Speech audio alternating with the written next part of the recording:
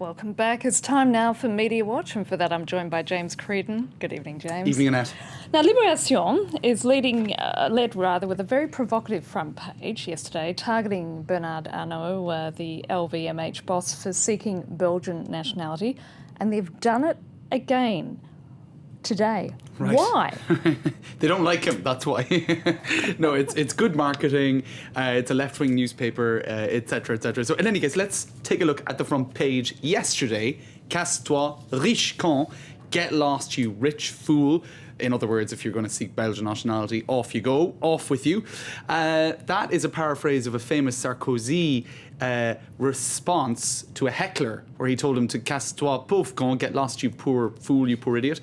It went down in Sarkozy lore. And this is their front page today because Bernard Arnault said, hey, Libération, this is libel, I'm going to sue you. And they said, well, if you're going to sue us, we're going to come back with an even worse front page. And here they say, Bernard, si tu reviens, on annule tout. Bernard, if you come back from Belgium, one would presume, we'll cancel everything. And that seems quite an odd headline, except it's another reference to another Sarkozy quote where he is alleged to have sent a text message to his ex-wife Cecilia just before his marriage to Carla Bruni, asking her to come back. He'd cancel everything if she came back. That was reported by one of the magazines, immediately denied by the Sarkozy camp and never proven. But again, it was one of those sentences that became associated with Sarkozy.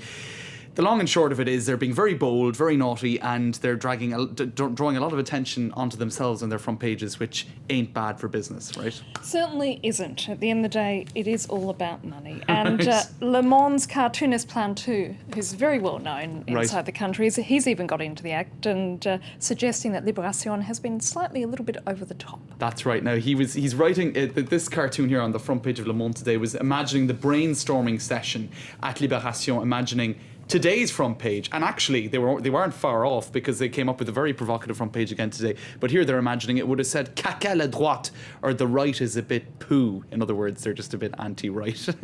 That got a lot of attention too. But you know what? A lot of people were pointing out that the front page advertisement today on Libération was by Yves Saint Laurent. Now they are the opposing camp. They belong to PPS, which is another big group, which is a rival of LVMH. So people are saying, there's a lot of money in all of this, and there's advertising to be, they might have lost out on some advertising deals related to LVMH, but they've made perhaps some money out of Yves Saint Laurent, perhaps. And in any case, it shows that all of this lefty posturing is maybe not entirely genuine, seeing as, it is also a marketing exercise for the newspaper. Now, it's 9/11 today, and the New York papers are not leading with it. That's really amazing, isn't it, James? I mean, has the country actually moved on? Well, you would think from the front page of the New York Times and the New York Post that they have moved on. Let's take a look online. Here's the New York Times today leading on strikes in Chicago in the school system. This is the New York Post. I'll zoom on that. That's some scandal at a school. Now, other newspapers, of course, did lead on it. If you go up through the various newspapers here, you can see that it was very much front and centre of the New York Daily News, for example. But there was one interview given by an editor at the New York Times called Margaret Sullivan. She says, look, anniversary journalism is tough to cover, really. You run out of angles, and there is a time really where you just have to move on, and I suppose going past that 10-year anniversary might be that time. And what's interesting also, James, is that politicians didn't address the ceremony in New York either, so it does give that sense that maybe they've moved to the next stage. It seems so. Now, they're calling it Nipplegate. We're changing the tune rather dramatically here, obviously. New Yorker magazine is saying that its cartoons have been banned from Facebook. The New Yorker magazine. We're not talking about Playboy or anything like that. No, it's pretty kind of establishment. Well, not necessarily establishment, but it's not porn. Let's put it that way, right? Now, the Cartoon Bureau, let's take a look online. Nipplegate, they're calling it. Their Facebook page, as you said, was shut down temporarily because of this not very offensive cartoon, let's be honest. It imagined Adam and Eve with this byline, well, it was original, a reference to original sin. It's funny, right? Yeah. And Facebook didn't see the funny side of it and took it down. So what the New Yorker did is they wrote this whole very funny piece where the cartoonist also reclothed, or I suppose clothed for the first time, Adam and Eve, and also blew up those offending nipples, right?